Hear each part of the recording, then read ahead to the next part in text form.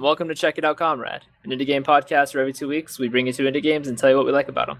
I'm Nick Lauber. And I am Gary Butterfield. And this week it is our mobile game special. We're doing You Must Build a Boat, a fairly recent game, and a much older game, Ridiculous Fishing. Yeah, and this is, these games have more in common than just, being mobile. They're both like the kind of, and the mobility probably lends itself to this, but they're a specific type of game. It's kind of like very short gameplay loop. Upgrade fests. Yeah, exactly. Iterative upgrade fest without being like the dark side of mobile. Like you're not paying for each individual, use just in-game currency. Right. For everything. So they're both this like super short, designed for like when you're on the bus or on the toilet or what have you. Totally. Before bed games. And so Nick, tell me about You Must Build a Boat. Sure. So You Must Build a Boat is a game by 88 Games, who previously created the game that this is a sequel to, which was called 10 Million. And they are both match 3 games, but with a twist in that as you are matching tiles, you have a little guy at the top of your screen who is running into obstacles, be it things he needs to fight or chests he needs to unlock. And you're matching these tiles that serve purposes towards that. So they can deal damage if you match some sets of tiles, or they can they're keys that'll unlock the chests. And yeah, it came out on looks like June 22nd, and it's available on Android, iOS, and it's actually on Steam as well.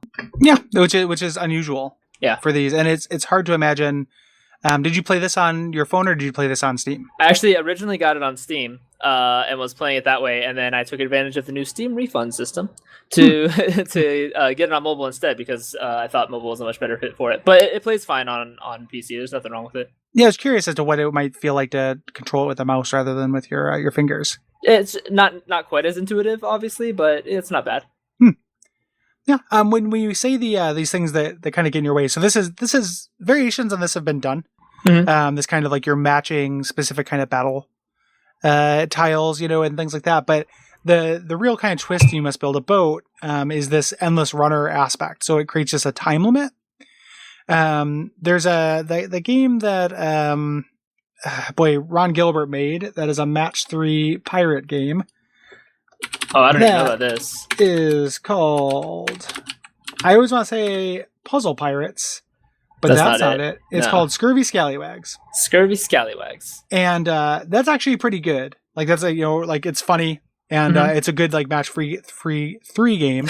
Match 3 game. But this is like it like Bejeweled always had Bejeweled, but then it had like Bejeweled Blast where you had to move faster and stuff. Right. This is like speed is of the essence right from the get-go in this. Yeah. Like it has it's more frantic than a lot of match 3 games. Boy, I can't say that for some reason. Match 3 games.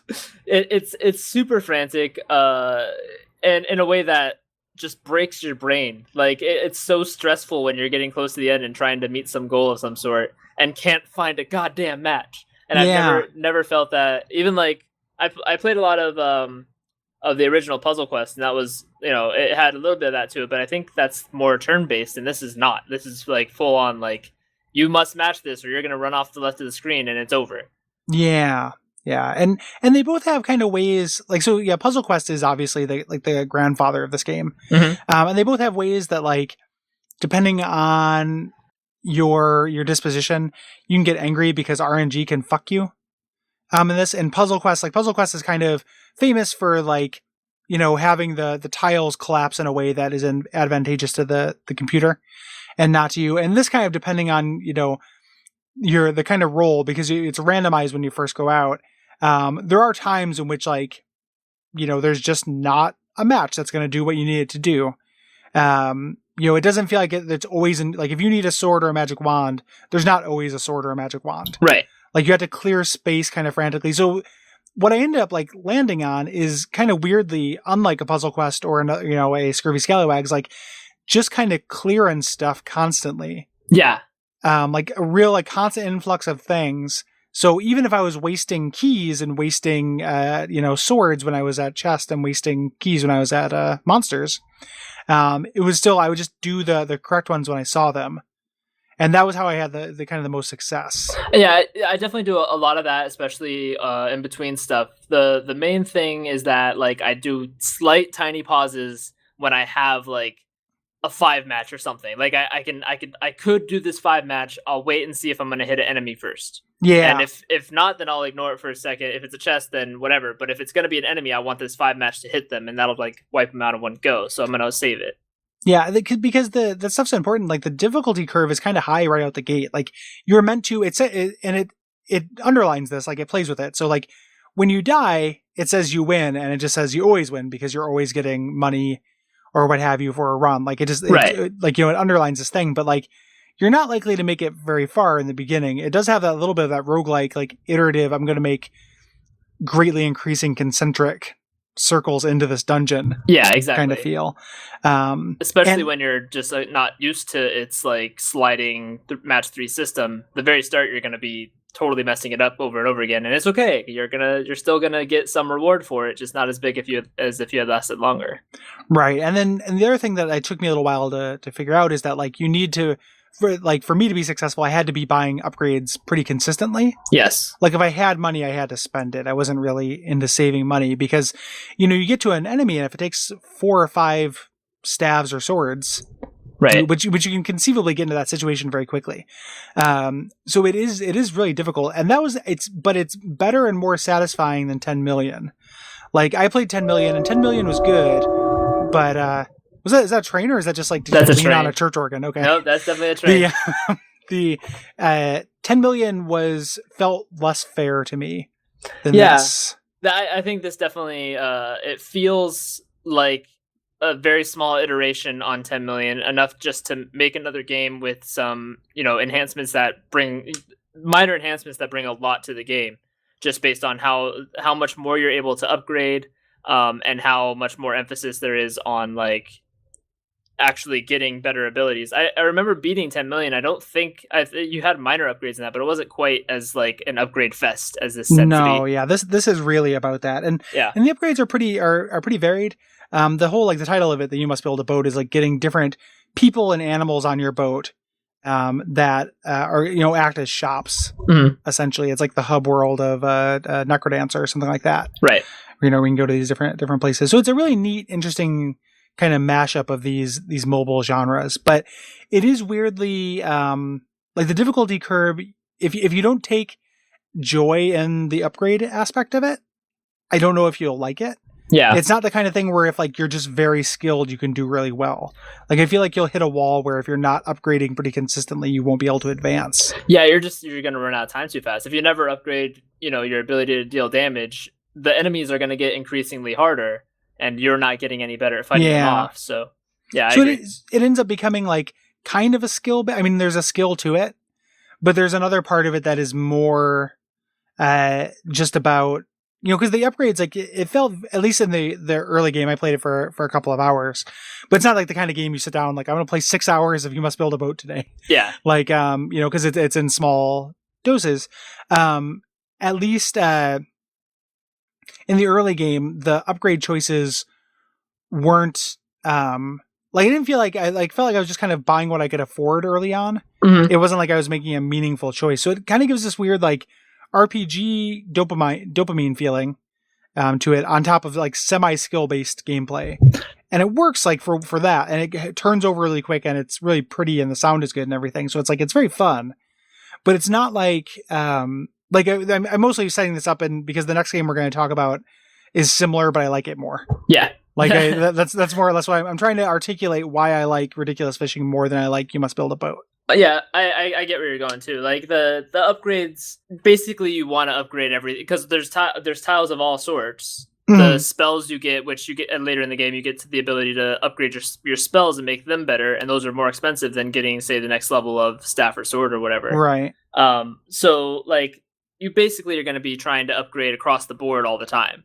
It doesn't mean that there's zero that it doesn't make a difference which one you level, because you might be like, all right, my stabs don't do as much damage as my swords, I'm going to get them up a bit, and sometimes some of the upgrades add a little extra dimension too. Like I know that I think early on, one of the first sword upgrades you get, like makes it so that you actually get the damage from enemies doesn't knock you back as far or something like that. Yeah. So, some of those upgrades are like, okay, well, if I do one more run, I could get that one instead. I might as well just do that. But it's never like, I really need to save up for this big thing that's going to make a huge world of difference. Or like, here's this thing that does like a utility thing, and this thing that does a different utility thing, and I have to choose which one I like more. Right. No, you're eventually going to get all upgrades. Yeah, it is like kind of weirdly kind of monotonous in that fashion. In the way that these games are, like, it's still good. It's like it's fun. If you sit down with it, it is fun to play. It's a monotonous upgrade system built on a monotonous gameplay style. Like somehow is like ends up being a little bit greater than the sum of its parts, but not so much that like I love it.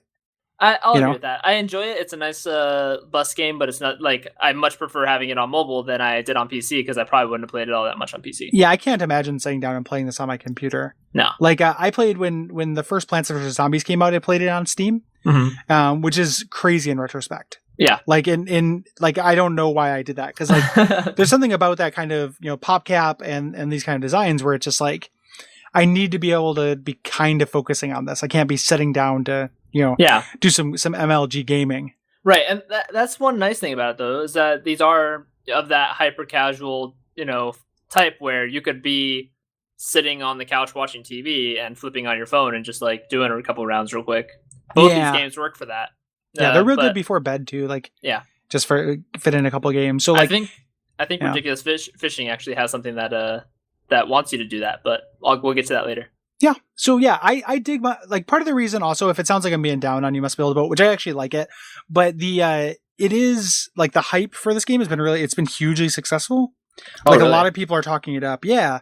And like, I get it. Like it is good, but it's not like, I don't think it's flawless. And maybe it's just like, it is flawless for what it is, but what it is something I have some problems with. I think it's partially that, and partially also because the mobile market's just a shit pile. Oh, sure. Yeah, you're grading on a curve. Like we talked about that when we talked about Your Walk too. Yeah, exactly. Like, yeah. So yeah, it's definitely partially that. So I dig this whole like trend of porting iOS games to PC though. Yeah.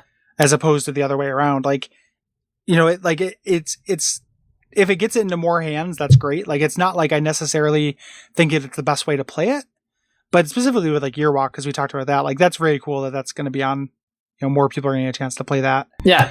And I wouldn't even been able to play it because it's iOS only, I think. So yeah, I'm glad they put it on Steam. There's a couple other like games too. Like something I've always wanted to do for the show is there's an iOS game called Spider that I think is really, really good.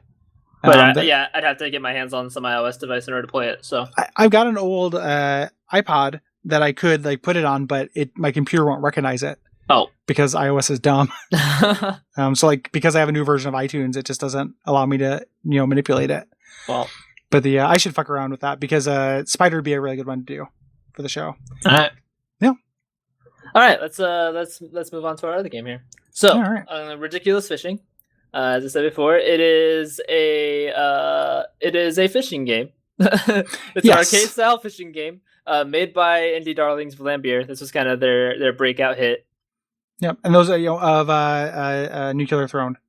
Yeah, they're making Nuclear Throne, which we just did recently. And they did Super Crate Box and some other stuff that they're two guys who make really good indie games, so people really like them a lot. And this one was released on iOS in March of 2013 and later in November on Android of the same year.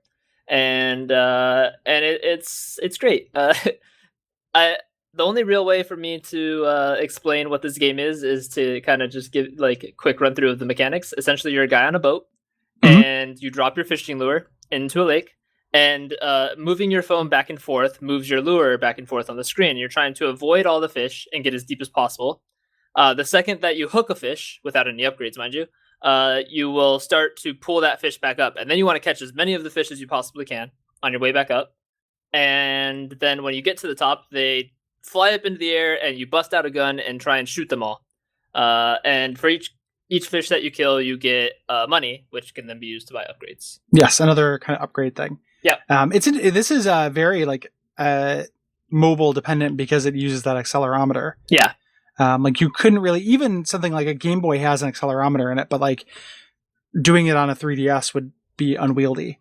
Yeah, it's like a little too wide. Like it's meant for a one-handed kind of motion. Yeah. So you can jerk off while you play it. Exactly. Because these graphics, man. Yeah, exactly. It just sounds like ridiculous fucking. This adds a bunch of wrinkles too. So like certain animals, so specifically jellyfish, are not worth money, or worth negative money for some reason. Yeah. They're endangered or what have you. Yeah. And then some of the upgrades really change things. Specifically, pretty early on, you get a drill. That allows you to, if you think you're going to accidentally hook a fish on the way down, you can drill and destroy the fish and get money for it that way. But you have limited fuel. That's kind of what the upgrades do. And both this and You Must Build a Boat, like, you have a very short gameplay loop. Yes. Like, it is just like the runs, quote unquote, that you do in this game are over really quickly, even once you get kind of max upgrades and stuff. Yeah. Because when this I don't know, like 4 or 5 months ago, I played this extensively, and then deleted it from my phone. And then when I re-downloaded it to play for the show, I lost all my stuff, which kind of sucked. So I couldn't refresh my memory totally. But I got very far into it, and like you unlock new areas with new fish, and you can kind of try to complete this fish encyclopedia, because by unlocking fish, you get more areas, which give you more fish, which give you more areas, etc. Right. It has that same kind of RPG progression thing that I was talking about in You Must Build a Boat. It's just that you can have like a perfect run right out the gate. Like, you're limited by your line depth. Yeah. But it is, and it's skillful in the same way that like a Bop It is skillful. It's like a dexterity game. Right. But it is a skill-based kind of mechanic kind of thing, which is really cool. Like, I just felt like I have more control over what I'm doing. Definitely. There's some random elements that, might lead you to essentially getting to an unpassable kind of situation where, you've used up all your free passes, and you've used up all your fuel, and now you're down to just dodging. And there might possibly, the fish might line up in just a way that as you come down, you cannot not hook a fish. But for the most part, they're spaced in ways meant to allow you to dodge around them. So it is, you do gain skill as you're playing it, and therefore get actually better at the mechanics of the game. Yeah, it's a neat, when you're on your way down, which is the stronger part of the loop, I think. Yeah. Than the shooting them while they're up, which is like the shooting them while they're up is kind of fun. But even with you get all the upgrades, it's still just kind of silly. But on the way down, the timing part of it, of like you're dodging, but then also when you can't dodge, trying to conserve fuel and just tap at the right moments. Because you never want to just hold down the chainsaw. That's never going to help. Right. That's really, really satisfying to me. Yeah. Like it's really strong for how simple of a mechanic it is. Like the gradual, how far am I tilting the phone with the modal, am I tapping or am I not tapping, like kind of combination. Like I'm not used to doing those two things together. Like most accelerometer based iPhone games suck, in my experience at least. Yeah, and this one pulls it off really well, and it hits that part of your brain that I like. I'm like really into ridiculous fishing. Like I like this game a lot. I'm really, really into it. So I've gotten a credits roll on it. I haven't finished my book yet. So that's what I'm working on now. I've got all the areas, I'm pretty sure. I don't think there's any secret areas, but I've gotten all the areas, and now I'm just trying to do all the special stuff to get all the like secret hidden fish, or get as deep as I possibly can on the last level to get some fish I haven't picked up yet. So yeah, I've had it for maybe a week, and I've gone ham on it. It's great. Yeah, the personality in the game really shines through. Like the descriptions for the fish, and the encyclopedia and stuff are funny. And both games have this kind of social media tie-in that is really endemic to iOS. I had a revelation about it where it reminds me of like PC games that become YouTube bait, that's kind of a bad thing. But they're both like designed with this kind of social media aspect in mind. So like, You Must Build a Boat. Like a hashtag is in the name. Yeah. Like the icon on your phone is hashtag You Must Build a Boat. And like they really encourage people to tweet about it. In Ridiculous Fishing, there's this little in-game version of Twitter called Birder, that has people tweeting in universe, but you can also tweet from it. Yeah. It reminds me, and you then can do retweets of what they said, so that you can like basically tweet your progress about the game by retweeting these, tweets that are set up specifically for the game, which is kind of clever. Yeah. It's pretty neat, but mostly it's just like the in-game kind of world characters that you don't know otherwise, except for them being on this mobile app of yours in game, are just talking about your progress. Like, oh, you just got this upgrade, and then if you want to announce your progress in the game, you can retweet those tweets. Yeah, and it's pretty clever, and it doesn't impact the gameplay negatively the same way that like the YouTube baitery Yeah, can in it doesn't affect it at all. You can ignore it completely and have zero. It doesn't. There's no unlocks associated with it. It's just there to be sort of some flavor text and also to tie in the social media portion. The first game I saw that did that was Swords and Sorcery. Which yeah, you talked about that. Yeah, you talked about it last time too. I haven't played it, unfortunately, but yeah, that'd be a good game for us to do at some point. Yeah. But it's a cool kind of, it's a non-obnoxious marketing tactic. Yeah. For in-game stuff, and just because, like you said, it's just totally optional, which is all it takes to be non-obnoxious, really. Yep. For the most part. So, but yeah, both of these are really good too, even though it sounded like I was down on You Must Be Able to Vote. I'm really not. Like, I like them both. Yeah. If you want something to fuck around with your phone on, like, I think that, like, these are really good. Like, they're more complicated than something like Cannibalt, which Cannibalt's really good, but Cannibalt is dead simple. Yeah. This is if you need a little bit more complexity and a little bit more of that feeling of progression, but not so much that you want to sit down and play, like, you know, a tactics game or an actual role-playing game or something on your phone. Right. And also if you don't ever want to have to do any bullshit in-game purchases. Yeah, exactly. It's not Temple Run. It's not like, you know, it's not stupid. Right. You know, it's not insulting. It's just it's a weird subversion of, like, those kind of mechanics. You know, like, because I feel like the games that did the shitty version of these came way first. Yeah. I guess, like, Bejeweled kind of predated freemium bullshit, but you see more, you know, of you see more Candy Pops Saga or whatever. Yeah, Candy Crush. Yeah. Yeah. You know, like, it's just kind of interesting to take those mechanics and gameplay modes that usually are exploitive and shitty, and just, like, what if we actually just slapped a flat price on it and made it really good? Yeah, I agree. They're both you know. they're both that style. They're both, like, excellent little games to play on the bus. Except Ridiculous Fishing. Let me take that back. Ridiculous Fishing is not a good game to play on the train. Yes. Because I tried, and it fucking kept throwing my lure every which way when the train stopped, and I got so bad. But it's good whenever you're in a static place. Yes. You need to pass 10 minutes. Yes. Very good. Yeah. What are we at? We're at 22 minutes. Okay, Gary, I'm going to tell you a little bit about a little game I like to call TAS-100. Yeah, tell me about a game that I don't want to play. You'll never want to play but tell ever. the audience that I will ask you follow-up questions to help elaborate it. So this is my solo mini review of TAS-100. So TAS-100 is a very recently released game by Zachtronics, who previously did Infinite Factory, which we reviewed on here, and Gary actually happened to enjoy quite a bit, despite it definitely being a game targeted at me. And Nick's. There's two kinds of people in the world, is what we're getting at. Yeah, there's Gary's, and then there's Nick's, and yes. This is that stripped of any friendliness at all. It's another, like, programmic, like, puzzle game. But the entire plot of the game is that I think your grandfather picked up this computer at a yard sale, and you've inherited it after his death. You have the computer, this old, like, 80s computer, and the manual, which, by the way, the manual all of the information you need to know to play the game is in this 14-page PDF that they highly suggest you print out. And that's the only way to know how to do anything in the game. So now you've got this computer. It doesn't really work.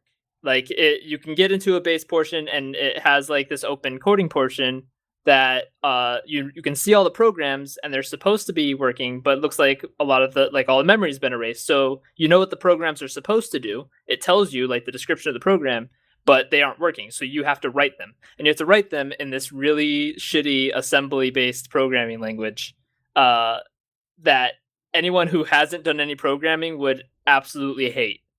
Where do you learn that from? Is that from the PDF, or do you learn it from looking at is it like doing code breaking? Like, you look at the code that's there that works and figure out. It gives you a little bit of a tutorial, and there's a couple examples in the manual. The language is super, super, super simple. There's only so many commands you can do, which is basically move a amount of data from an in portion to an out portion, move it into the one variable you get. You can add to that.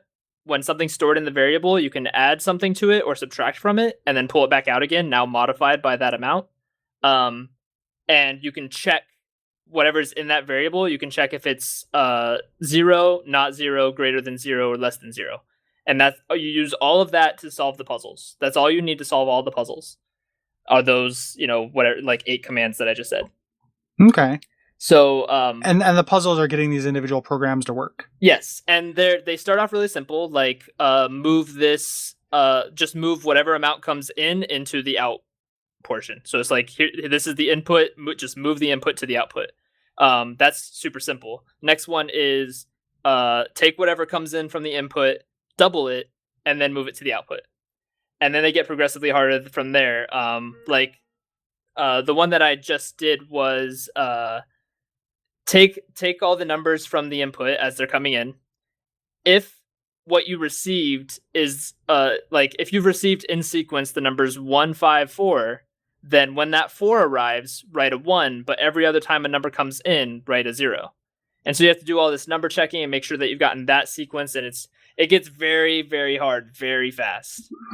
When you complete the programs, do they run? Do they actually do something? They other than like completing the puzzle and getting the same sort of scores from Infinifactory, there's no function to having an individual program running. I have a feeling though, because of like the storyline, the setup, that something happens when you get the whole computer running, when you get all the programs back in order. Okay. So what's the interface? Is it like a command line? It looks like a command line with a 4x3 grid of squares. Each of those squares you can write, I think, 12 lines of code into, and then they each can input or output a number in any of the 4 directions. Okay. So they can. There's an in spot, like an in arrow coming in from one of the top ones, or at least one, and at least one out arrow going out of one of the bottom ones, and you can move between boxes. So you say like, move this number from up to down, and that'll move, from this box to the one below it, from the box above it to the box below it. It's very weird.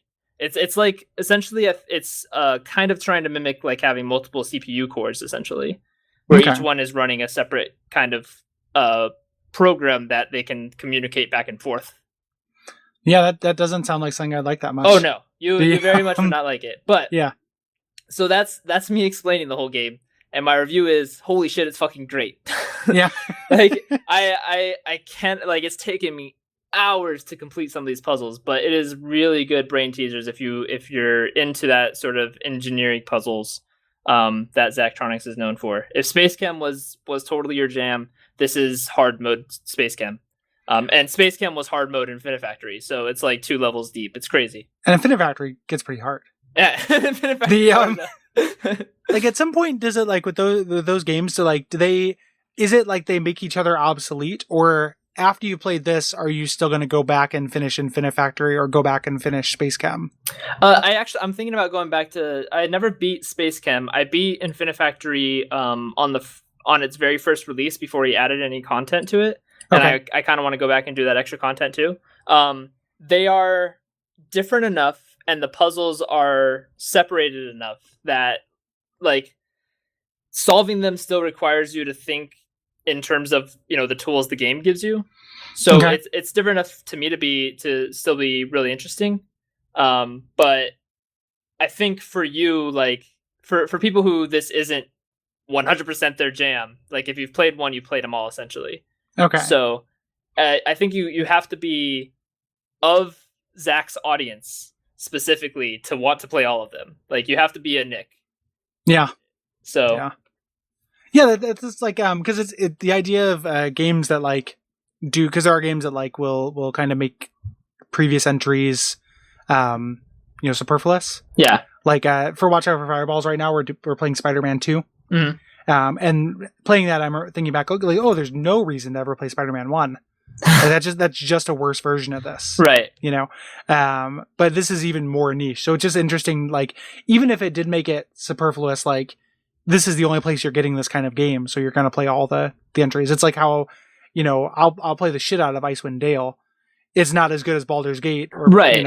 Yeah, but I just it's like more. Yeah, it's more Infinity Engine. I want more of this. Yeah, exactly. Even if it's not, quite as strong or advanced. Yeah, that's interesting.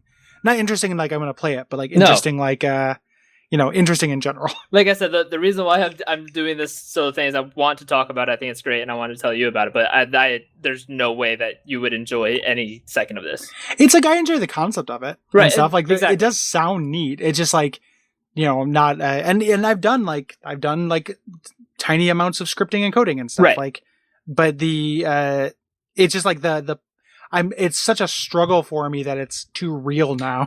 Well, to be fun. And it's like, Infinifactory is purposely like takes those core elements and builds it in a way that expands the audience. Yeah. This is taking, like, if you consider Space Chem to be kind of the base one, Space Chem, it had its audience. It's a pretty good game. You probably played enough of it to enjoy what you played of it, but eventually hit a wall. Mm-hmm. Infinifactory opened up, made the tools that you have accessible to you and the way that you lay them out and visualize them way more accessible. So it opened up the same type of play to more people. This is purposely taking all of that away. It is further limiting the audience. This is NetHack, and Infinifactory is a graphical roguelike. Yeah. Like, Infinifactory is Sharon the Wanderer, and this is Rogue. Yeah.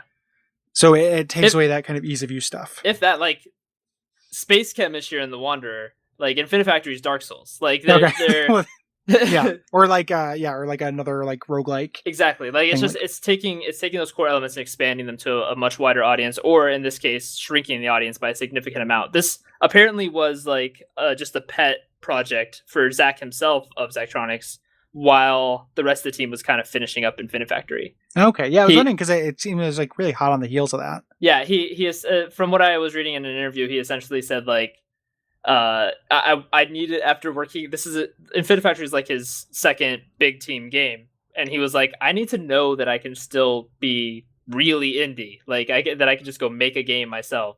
Mm-hmm. And he ended up by the end of it having a couple more people jumping in, but this was like his baby, while the rest of the stuff was getting finished up by artists and music people and people who polish a game up. Yeah. So yeah, it's definitely laudable. Yeah. So. Yeah, cool. Thanks for telling me and telling people about it. Sounds neat. Yeah, exactly. Thanks for letting me steal the show for my own game love for a second. No problem. Like I want there to be all types of games. Like I don't want, just because something's not for me doesn't mean I don't want it to exist.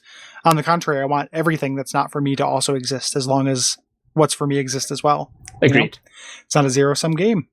Take that, Gamergate. Yeah.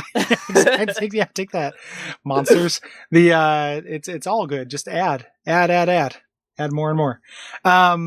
If you want to help out the show, you can head on over to iTunes and leave us a rating and review. Mm-hmm. You can also head on over to patreon.com/Duckfeed.tv and kick us a couple $1 a month.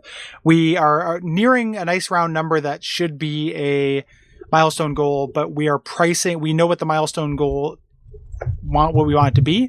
We're pricing what it will cost. Yeah. So that's Cole is crunching numbers and figuring that shit out. And he and I have been talking about it. So like we're pretty close to the $1,500 a month goal, which is phenomenal. And we'll do something neat at that point. But we're just trying to see if that's the right amount of money to do what we want to do. Sounds good. And if you want to come interact with us, we're on Facebook.com/CheckItOutComrade or at Podrad or at Comrade Podcast, not Podrad Comcast. Yeah, I like Podrad. That would have been a good name. The Podrad Comcast on Twitter. Yeah, and then also if you are interested, I made a game. If you go to garybutterfield.itch.io, I made a short narrative adventure game that looks like old MacVenture games, a little short story. And original music and stuff. It's $4. And I hear it'll break your heart. So it's supposed to be. I want it to be sad, and hopefully it is sad. I'll definitely be checking it out soon. So check it out, comrade. So thanks everybody, and good night.